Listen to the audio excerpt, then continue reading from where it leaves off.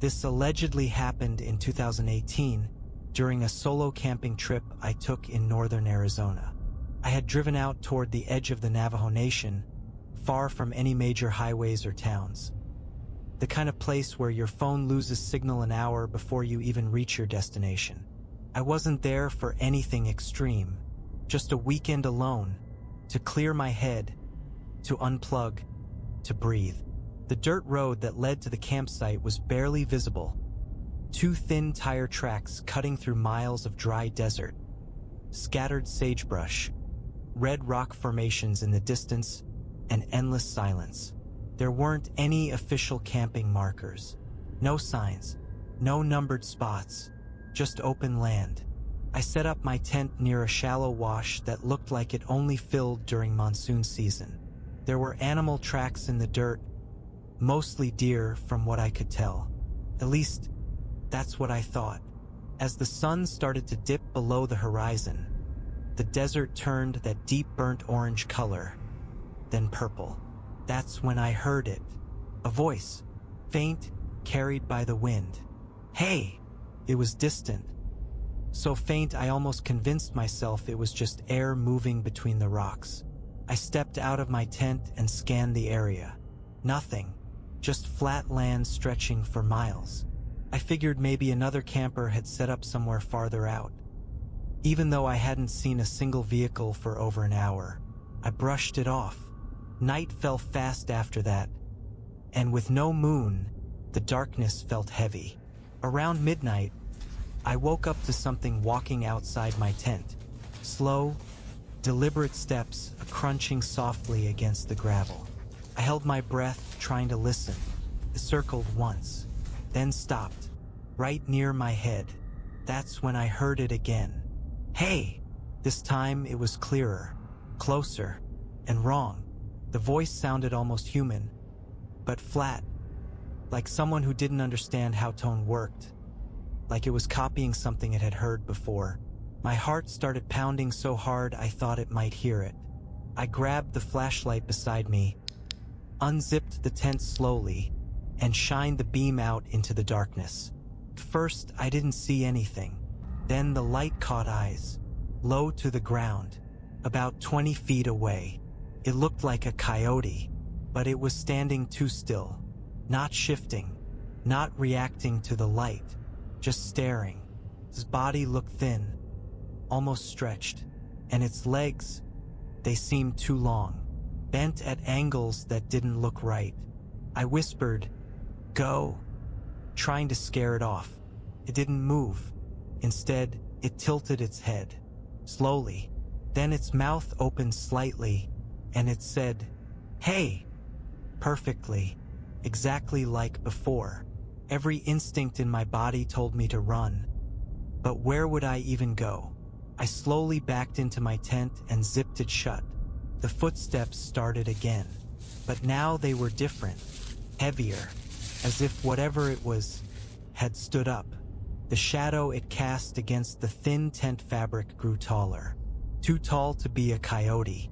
I could see the outline, long arms, broad shoulders, and the head still looked like an animal.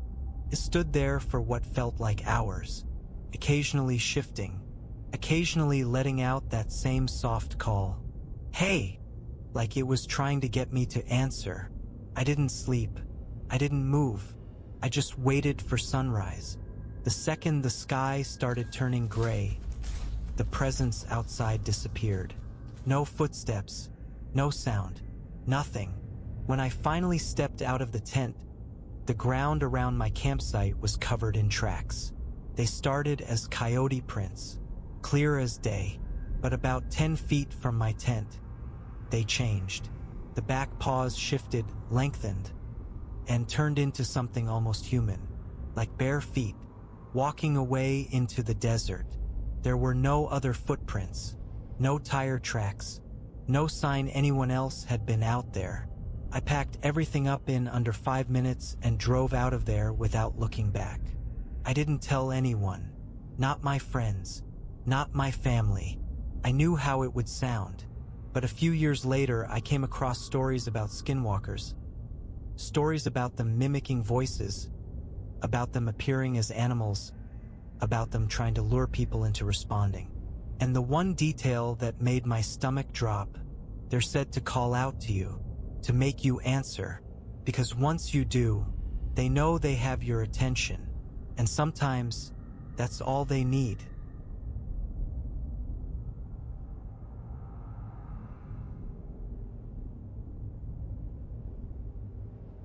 My family used to go camping in northern Wisconsin every single summer. It was kind of a tradition. Same campground, same families, same inside jokes. And every year, without fail, my dad and his best friend Mark would take all of us kids on what they called a night hunt. When we were little, they told us it was for something called a ridge runner. They described it as this strange animal that only came out after dark. Something fast, something that watched you from the trees, something that could mimic sounds. We were kids. Of course, we believed them. Every year my sister and I would get so excited thinking maybe this time we'd actually see one. The adults would hype it up all day. They'd swear they heard something circling the campsite the night before. They'd point at broken branches and act like it was proof. Looking back, it was probably just their way of entertaining us. But that year felt different. It was the second night of the trip. The air felt heavier than usual. Even before the sun went down, the woods were quiet in a way I hadn't noticed before. No birds, no wind, just stillness. After dinner, my dad gathered all of us kids together. There were maybe 8 of us total. Some of the boys grabbed sticks. One of them brought a flashlight that barely worked. My sister held my hand the whole time. My dad said Mark had already gone ahead to track it. That should have been my first sign. We started walking into the woods just as it got dark enough that you couldn't really see the sky through the trees anymore. The campground lights faded behind us. About 10 minutes in, we heard something. Not loud, just a slow rustling. Off to the right, one of the kids whispered that it was probably Mark trying to scare us. A few of us laughed, but it sounded forced. Then we heard it again, but this time it wasn't in the trees. It was closer to the ground, and whatever it was pacing us. That's when Mark suddenly burst out from behind a tree yelling, pretending something had chased him. The younger kids screamed and scattered. And even though part of me knew it was probably a joke, I panicked too. I ran. I don't remember choosing a direction. I just ran until the voices disappeared behind me. Eventually, I dove behind this thick cluster of bushes wrapped around a tree trunk. I crouched down and tried not to breathe too loudly. I could hear my heartbeat in my ears. For a minute, nothing happened. No yelling, no laughing. No footsteps, just silence. After a while, I peeked through the branches, and that's when I saw it. At first, I thought it was a deer standing between the trees, but it was wrong.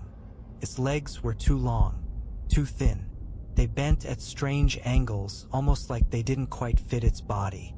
Its torso looked stretched, like the skin was pulled too tight over bone. Its head, I still don't know how to describe its head. It looked almost canine, but elongated. The jaw hung slightly open, and I could see patches of fur, uneven and missing in places, like it was shedding or rotting.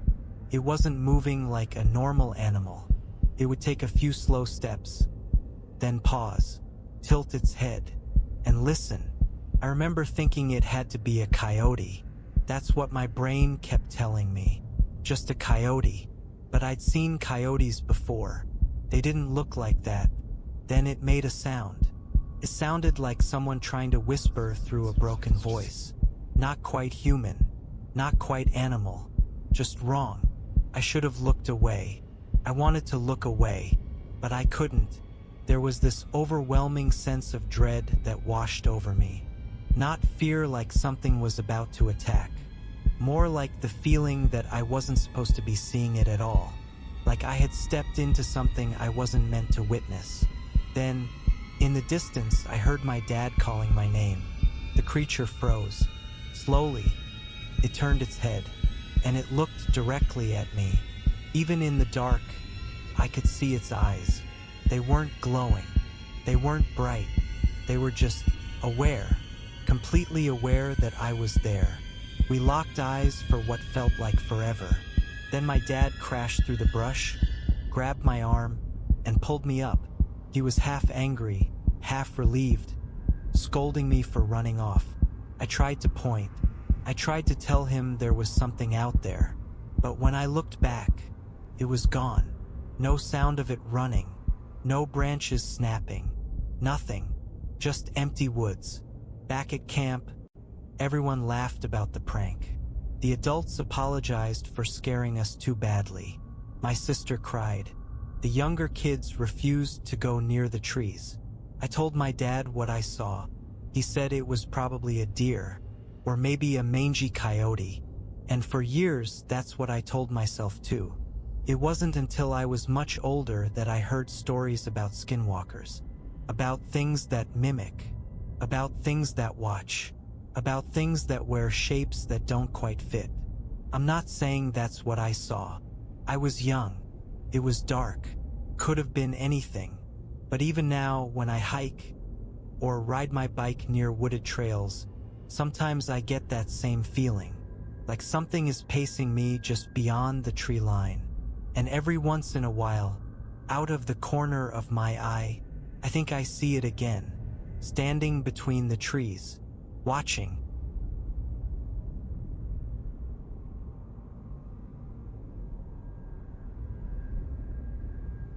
I lived in a remote cabin in northern Montana with my wife and our 2 sons for a little over 8 years. We weren't completely off-grid, but close enough. No paved roads led to our place, just a long dirt trail that branched off into thinner paths through dense forest. There were a few other families scattered miles apart, each with their own cabins tucked into the woods. We liked it that way. It was quiet, peaceful, predictable. We kept a small vegetable garden and a fenced pasture with a handful of goats and 2 horses. Life moved slower out there. Nights were dark in a way you can't really describe unless you've experienced it yourself. For years, nothing unusual ever happened. Until one night, it did. I was sitting alone in the living room reading by lantern light while my wife and kids were asleep. It had to be close to midnight when I heard the goats start shifting around outside. At first, I ignored it. Animals move sometimes. That's normal. But then I heard something else. Not panicked bleating, not fighting, just movement, slow movement. I stood up and walked to the window that overlooked the pasture. I pushed the curtain aside just enough to see out. The goats were all pressed tightly against the far fence, staring toward the tree line. That's when I saw it. At first I thought it was a moose. We had plenty of them around. But this one wasn't grazing. It wasn't moving at all. It stood halfway between 2 trees at the edge of the clearing, facing directly toward the house, completely still. His body looked like a deer's, maybe slightly larger than normal. Its antlers were wide and uneven, but there was something off about the way it carried itself. Too rigid, too deliberate. It wasn't blinking. It wasn't shifting weight. It was just watching. I remember feeling uneasy, but I convinced myself it was nothing. Wildlife sometimes gets curious. Maybe the lantern light caught its attention. So I closed the curtain and went back to my chair. A week passed without anything else happening. Then one night my wife shook me awake. She didn't say anything at first. She just whispered, "Listen." I lay there in the dark and focused. Very slowly, I heard something scraping along the outer wall of the cabin. Not clawing, not banging, dragging, like someone was pulling a long branch along the wood siding as they walked. The sound moved from one side of the cabin around to the back, then toward our bedroom wall. It made a full circle, then stopped. I got up immediately, grabbed my rifle from the closet, and checked the kids' room first. They were asleep. I went from window to window, scanning the tree line with a flashlight. Nothing, until I reached our bedroom window. There, at the edge of the trees, stood the same deer, in the exact same position as before, facing the house. But this time it was closer, and when I lifted the flashlight beam slightly higher, the light caught its eyes. They reflected, but not like an animal's should.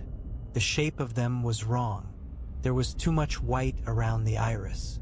The pupils were small, focused, human. It didn't flinch at the light. It didn't run. It just stared. A heavy feeling settled in my chest. Not panic. Not yet. Something deeper. I closed the curtain slowly and didn't say a word to my wife. The next morning, I walked the narrow path toward my nearest neighbor's cabin, about 2 miles through the woods. I told my wife to lock the doors behind me and keep the kids inside. The entire walk, I tried explaining it away in my head. Maybe it was sick. Maybe I imagined the eyes. Maybe stress was getting to me. About halfway down the trail, I felt that same heavy sensation again. The forest was quiet, too quiet. Then I heard footsteps behind me, slow, measured. I turned around. The deer was standing on the path about 20 feet away. It hadn't made a sound approaching. It wasn't out of breath. It wasn't startled. It was just there, watching me. Up close, I could see its body more clearly. Its legs looked slightly too long. Its joints seemed exaggerated, like they bent a little further than they should. And those eyes, they weren't confused like a deer's. They weren't empty. They were aware, fully aware. We locked eyes for what felt like minutes. Then its mouth opened slightly, not in a snort, not in a breath, but slowly, like it was about to speak. That was enough for me. I turned and ran the rest of the way to my neighbor's cabin. When I told him what I'd seen, he didn't laugh. He didn't question me. He just nodded. After a long silence, he asked me if I'd ever heard of Skinwalkers. I hadn't. He explained, in a calm voice that made it worse somehow, that some things in the woods aren't animals, that sometimes they were animals, and that if one lets you see it, it means it wants you to know it's there. I asked him what it would want. He didn't answer. He just told me to keep my family inside at night and never follow it if it tries to lead me somewhere. After that, nothing dramatic happened. No attacks, no broken windows, no missing livestock. But every few nights, I would see it at the edge of the trees, closer each time, just watching. Eventually, we moved. I told my wife it was for better schooling for the kids, better work opportunities. I never told her about the path, or the eyes, or the way its mouth moved. It's been nearly 15 years now. I still don't know what it was. Maybe it was just an animal with a deformity. Maybe my mind filled in the rest. But sometimes, when I wake up in the middle of the night, I swear I can hear something dragging slowly along the outside of our house. And I don't look at the window anymore, because I'm not sure I want to know if it followed us.